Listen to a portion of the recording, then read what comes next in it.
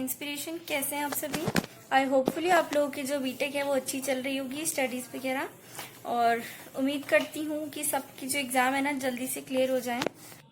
मैं कोशिश करती हूँ आप लोगों की स्टडीज को आसान बनाने के लिए, ताकि आप जल्दी से और आसानी से हर चीज को लर्न कर सकें और अपनी जो इंजीनियरिंग है उसको कर सकें। ठीक है, तो आज की वीडियो में मैं आपके लिए लेकर आई हूँ सर्किट थ्योरी की लैपलास की सीरीज 5। एक्चुअली मैं अपने चैनल पर लेकर आई हूँ लैपलास की सीरीज, क्योंकि सर्किट थ्योरी में सबसे ज्यादा टफ माना गया है लैपलास को।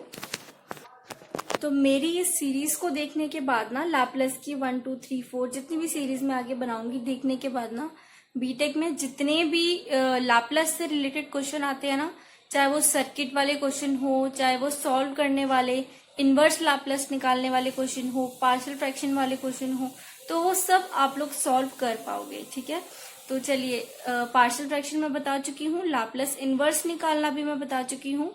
आज इस वीडियो में सीखते हैं सर्किट वाले क्वेश्चन। ठीक है, step response of RL series वाले। ठीक है, मैं इसकी डेरिवेशन बताऊंगी, उसी के बेस पे इसके क्वेश्चंस आते हैं। क्वेश्चन भी बाद में सॉल्व करना बताऊंगी, पहले डेरिवेशन देख लेते हैं।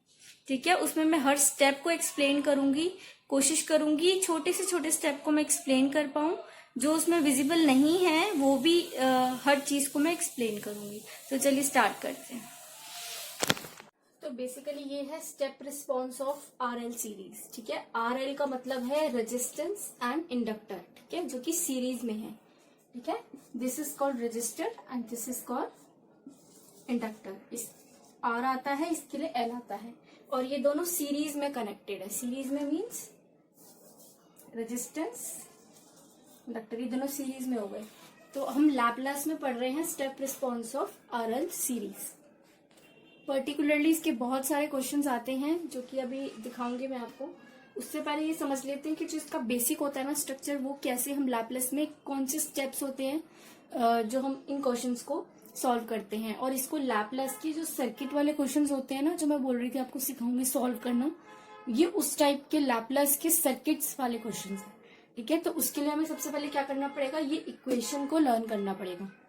ये इक्वेशन क्या है, ई यू, जो चीज कैपिटल में उसे कैपिटल में लिखेंगे, जो स्मॉल है उसको मैं स्मॉल में ही लिखेंगे। ठीक है, ई यू ब्रैकेट में T is equal to R I bracket में T plus L for inductor, और यहाँ पर R for resistor, inductor D I upon D T. तो जो ये वाली इक्वेशन है ना, इसको हमको लर्न करना पड़ेगा, और इसको हम पुट कर देंगे नंबर 1। अब जो सर्किट ड्रॉ होगा ना, वो पहले ड्रॉ कर लेते हैं, फिर मैं आपको पर्टिकुलरली ये है वो सर्किट। ठीक है, इसमें हमने क्या किया है, यहाँ पर लगाए हैं ई। ठीक है, यहाँ पर सोर्स लगाया है जिससे हमें एनर्जी मिलेगी, प्लस माइनस साइन का ध्यान रखना है, बिल्कुल एज इट इज बनाना है। ठीक है, अगर आपको क्वेश्चन आता है step response of series RL series circuit की जो डेरिवेशंस हैं वो लिखो, उसको डेरिवेट करो, तो वो इस तरीके से बनाया जाएगा उसका सर्किट। ये बेसिकली मैं डेरिवेशन बता रही हूँ, और इसके बेस पे क्वेश्चंस भी आते हैं जहां पर आपको रेजिस्टेंस की, इंडक्टर की वैल्यूज दी होगी, आपको वो निकालनी होगी। ठीक है, तो ये बिल्कुल बेसिक, पहले तो मैं निकालने वाला नहीं बता रही हूँ, सबसे पहले मैं बेसिक जो डेरिवेशन होती है ना वो वाली बता रही हूँ। तो यहाँ पर स्विच लगा हुआ है ओपन पोजिशन में अभी, तो ये है आर रेजिस्टेंस और ये है इंडक्टर, और आई टी को हम डिनोट करेंगे कि जो करंट फ्लो हो रहा है ना डायरेक्शन वाइज इस तरफ को, वो ये हमने सर्किट ड्रॉ कर लिया। और उसके बाद हमें क्या करना है, इक्वेशन 1, ये वाली इक्वेशन 1 है, इस वाली इक्वेशन 1 का लैपलास ट्रांसफॉर्म निकालना है। तो यहाँ पर हमने लिखा है लैपलास ट्रांसफॉर्म ऑफ इक्वेशन 1। ठीक है, ये समझाने के साथ साथ ये लिखने का तरीका भी है। अगर आपको एग्जाम में आता है तो आपको बिल्कुल इसी तरीके से लिखना है जैसे मैं लिख रही हूँ, स्टेप बाय स्टेप। ठीक है, इसमें मैं कोई भी चीज मिस नहीं करूंगी, और कोई स्टेप ऐसा मिस नहीं करूंगी जिसमें आपके मार्क्स कटेंगे। ठीक है, समझाने के साथ साथ आप चाहे उसको स्क्रीनशॉट भी ले सकते हो, इसी तरीके से आपको एग्जाम में भी लिखना है। ठीक है, अब इसका जो लैपलास ट्रांसफॉर्म है वो कैसे निकालेंगे, जहां पर भी ई यू टी लिखा होगा ना, देखो फॉर्मूला के अकॉर्डिंग करेंगे। ठीक है, अगर बाय चांस फॉर्मूला के अकॉर्डिंग आप नहीं देख पाते हो तो कितनी चीजें होती है, तो रेजिस्टेंस होता है, या इंडक्टर होता है, या कैपेसिटेंस होता है, या वोल्टेज सोर्स होता है। इन चारों का ही आपको लर्न कर लेना है। ठीक है, लर्न कैसे करेंगे, लर्न कर लो या रट्टा मार लो, एक ही बात है। ई यू टी, ठीक है, ई यू टी जहां पर भी ई यू टी होगा वहां पर लिखना है ई डिवाइडेड बाय एस। ठीक है, उसके बाद इज इक्वल टू, जहां पर भी RIT होगा वहां पर क्या लिखेंगे, RIS। RIT को लिखेंगे R, कैपिटल I और capital S plus as it is, और जो DI/dt है इंडक्टर वाला उसको कैसे लिखेंगे, L फॉर इंडक्टर, SIS, ये ऐसे आएगा, और ये वाला जो लास्ट वाला ना ब्रैकेट में लिखेंगे माइनस I ब्रैकेट में 0। ठीक है, R की जगह पे ये लिखेंगे, और L जहां पर भी L होगा ना वहां पर ये वाली इक्वेशन लिखेंगे। अब यहाँ पर जो IO है ये है इनिशियल वैल्यू, तो इनिशियल करंट की वैल्यू, तो जो हमारा इनिशियल करंट होगा ना वो होगा 0। अगर इनिशियल वैल्यू 0 होगी तो यहाँ पर 0 आ जाएगा। ठीक है, 0 मीन्स ये मतलब ये वाली जो इक्वेशन है ना ये सिर्फ यहीं तक रहेगी। ठीक है, तो यहाँ पर तो हम लिख देंगे I0 और नेक्स्ट लाइन में हम इसको कट कर देंगे। तो ये वाली हमने एज इट इज ये वाली इक्वेशन लिख दी है। इसमें जो हमने चेंज करा है वो बस कि जो IE है ना हमने ये नहीं लिखा।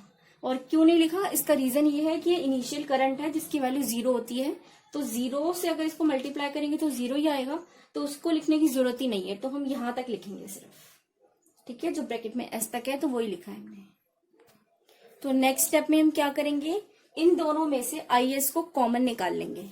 ठीक है, तो यहाँ पर मैं अगर इस इक्वेशन में इसको कॉमन निकाल लूं, ये 2 बार लिखा है, इसको मैं एक बार यहाँ पर कॉमन निकाल लेती हूँ, तो क्या बच जाएगा मेरे पास, सिर्फ R प्लस L और S, L और S।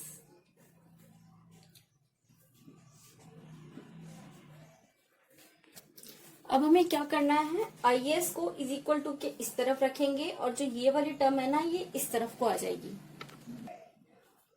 तो लिखेंगे IS is equal to E/S, ठीक है, divided by L plus R divided by L। ठीक है, और उसके बाद हमें सिर्फ एक स्टेप करना है जो कि इसका पार्शियल फ्रैक्शन। ठीक है, पार्शियल फ्रैक्शन में ये A/में S और B/में ये आ जाएगा, तो इसका पार्शियल फ्रैक्शन हो जाएगा A divided by S plus B divided by S plus का R डिवाइडेड बाय L। तो ये है पूरी स्टेप रिस्पॉन्स RL सीरीज की डेरिवेशन। ठीक है, अब ये इतने से स्टेप्स है 1 2 3 4 5। ठीक है, बट अब आपको यहां तक समझ में आया कि मैंने एक एक स्टेप को एक्सप्लेन किया आपको। इसको हटा दिया क्योंकि 0 है इनिशियल करंट वैल्यू, ये लिखा। उसके बाद IS को हमने कॉमन निकाल लिया, यहाँ पर कॉमन निकालने के बाद जो बचा उसको इस तरफ कर लिया। उसके बाद जो ये वाला स्टेप है ना ये कंफ्यूजिंग है। अगर आपने IS को इस तरफ करा, IS यहाँ पर आ गया, ये समझ में नहीं आया कि जो L है वो ऊपर कैसे चला गया, यहाँ पर S कैसे आ गया, ये R/L कैसे आ गया, 2 L कैसे आ गए, है ना। तो जो ये वाला स्टेप है ना ये थोड़ा कंफ्यूजिंग है। ये कैसे आया, इसको बुक्स में डायरेक्टली लिखा हुआ है, जो कि बच्चों को कंफ्यूज कर देता है कि ये चीजें आई कहाँ से है। ठीक है, इस वाले स्टेप को ना मैं पर्टिकुलरली एक्सप्लेन करती हूँ। ठीक है, आपको स्टेप बाय स्टेप करके दिखाती हूँ, पर आप लोगों को इसको लिखना नहीं है, एग्जाम में नहीं लिखना है, सिर्फ ऐसे करके एज इट इज यहाँ पर छोड़ देना है। और इस स्टेप से पहले लिखना पड़ेगा टेकिंग पार्शियल फ्रैक्शन। ठीक है, तो ये वाला जो स्टेप है ना ये कैसे आया उसको सीखते हैं। तो पर्टिकुलरली इस वाले स्टेप को ना एक्सप्लेन नहीं किया जाता है, और जो इंजीनियरिंग स्टूडेंट्स होते हैं ना वो कंफ्यूज हो जाते हैं कि ये वाला स्टेप आया कहाँ से, हम रट्टा भी मारे तो कैसे मारे जब समझ में ही नहीं आ रहा। तो इस वाले स्टेप को मैं अलग से एक्सप्लेन कर रही हूँ, जो कि आपको आंसर शीट में नहीं लिखना है। ठीक है, ये सिर्फ समझाने के लिए मैं कर रही हूँ कि ये वाला स्टेप है ना ये कैसे आया है। हमने इस वाली इक्वेशन के साथ क्या किया है, जो ये वाला स्टेप आया है। तो उससे पहले कि इस वाले स्टेप से पहले ये वाली इक्वेशन थी, तो इस वाली इक्वेशन से स्टार्ट करते हैं। तो इस पर्टिकुलर इक्वेशन को मैंने लिख लिया है यहाँ पर। तो सबसे पहला स्टेप जो हमें करना है ना वो करना है इसको क्रॉस मल्टीप्लाई। ठीक है, तो E अपॉन ES, और यहाँ पर कुछ भी नहीं है तो अपॉन में मैं 1 लिख दूंगी और इसको आपस में मल्टीप्लाई कर दूंगी। ठीक है, इसको क्रॉस मल्टीप्लाई करना है, यानी कि E को 1 से, तो इसमें आएगा आंसर E, और S को इस पूरे से मल्टीप्लाई करना है, तो यहाँ पर S IS bracket R plus SL और ब्रैकेट क्लोज। तो मैंने इन दोनों को क्रॉस मल्टीप्लाई करके आपस में लिख दिया है। अब मुझे क्या करना है, IS को करूंगी मैं इज इक्वल टू के लेफ्ट साइड पर, और जो बाकी का जो बच जाएगा ना उसको मैं कर दूंगी यहाँ पे राइट साइड पे। तो E इस तरफ को आ जाएगा और ये जो है ना R प्लस SL इसको मैं लिख दूंगी नीचे। ठीक है, तो इसको मैंने यहाँ पर लिख दिया है। ठीक है, अब नेक्स्ट स्टेप में हमें क्या करना है, IS को मैं इस तरफ ले गई, जो बचा मैंने E को इस तरफ ले गई, और जो इस राइट हैंड साइड पे बचा था उसको मैंने डिनोमिनेटर में लिख दिया है, ये जो पूरा बचा है। ठीक है, अब हम क्या करेंगे, हमको ना L चाहिए। ठीक है, तो L को मैं ऐड कर दूंगी इसको मल्टीप्लाई और डिवाइड में। ठीक है, तो यहाँ पर मुझे क्या करना है, मैं यहाँ पे लिख देती हूँ, न्यूमिनेटर और डिनोमिनेटर को डिवाइड करना है किससे, L से। ठीक है, इंडक्टर के लिए जो हमने L यूज करा था उसको हम न्यूमिनेटर और डिनोमिनेटर दोनों के साथ को डिवाइड करेंगे। तो अब मैं इस स्टेप को लिखती हूँ नीचे। तो यहाँ पर है हमारा E।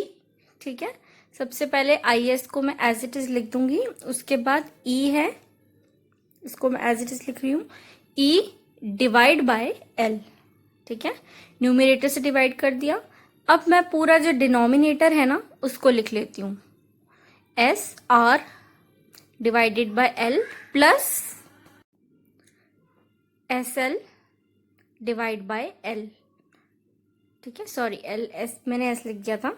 ठीक है, न्यूमिनेटर और डिनोमिनेटर मैंने दोनों को L से डिवाइड कर दिया है। अब मैं क्या करूंगी, बेसिकली ये जो अपॉन में है ना, इन L को मैं कर दूंगी आपस में कैंसिल। तो क्या बचेगा मेरे पास, IS is equal to E divided by L, upon में जो बच जाएगा ना, L से L को कैंसिल करने के बाद जो बच जाएगा वो इक्वेशन को मुझे यहाँ पर लिखना है। ठीक है, तो जो बची हुई टर्म थी कैंसिल करने के बाद वो मैंने यहाँ पर लिख दी है। अब जो टर्म ये जो हमें मिली है ना, ये बेसिकली वो वाली हमें इक्वेशन ऑब्टेन हुई है जो कि जिसको मैंने आपको सॉल्व करके दिखाया था, जो कि ये वाली है। तो ये इक्वेशन कैसी आई, बेसिकली ये मैंने आपको बता दिया है। तो ये है स्टेप रिस्पॉन्स की RL वाली सीरीज। ये जो मैंने राइट हैंड साइड पे बताया ना, ये आपको आंसर शीट पे लिखना नहीं है, ये सिर्फ मैंने एक्सप्लेन करने के लिए बताया है आपको कि जो बेसिकली ये वाली टर्म है ना, E अपॉन का L वाली, ठीक है, ये कैसे आई है। तो वो मैंने एक्सप्लेन करने के लिए आपको राइट हैंड साइड पे मेथड बताया कि किस तरह एक एक स्टेप ये हुई है। ठीक है, बेसिकली आपको यहीं तक लिखना है जिसमें पार्शियल फ्रैक्शन हमने किया था, A अपॉन 1 डिवाइडेड बाय का S, यहाँ तक लिखनी है बस। ये हो गई आपकी डेरिवेशन, और इससे रिलेटेड सिर्फ क्वेश्चंस आएंगे जो मैं नेक्स्ट वीडियो में बताऊंगी। अगर आपने मेरी बाकी की लैपलेस सीरीज नहीं देखी है तो प्लीज चेकआउट कर लीजिएगा, मैंने सीरीज में वो डाली है, और लास्ट की 4-5 वीडियोस में आपको मेरे सारे लैपलेस से रिलेटेड जो वीडियोस है ना वो मिल जाएंगी। तो प्लीज चेकआउट, देखिए वीडियोस को, उससे सीखिए और लर्न करने की कोशिश कीजिए। और कोई भी प्रॉब्लम हो तो मुझे कमेंट सेक्शन में जरूर पूछिएगा। और मेरा ईमेल एड्रेस है ama.inspiration8@gmail.com।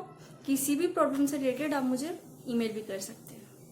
होपफुली वीडियो आपको पसंद आया होगा, प्लीज समझ आ जाए और पसंद आ जाए तो प्लीज लाइक करे बिना मत जाना, और please subscribe to my channel. Basically एक एजुकेशनल चैनल है जहाँ पर मैं बच्चों की हेल्प करने की कोशिश करती हूँ। एग्जामिनेशन से रिलेटेड हर वीडियोस में डालने की कोशिश करती हूँ।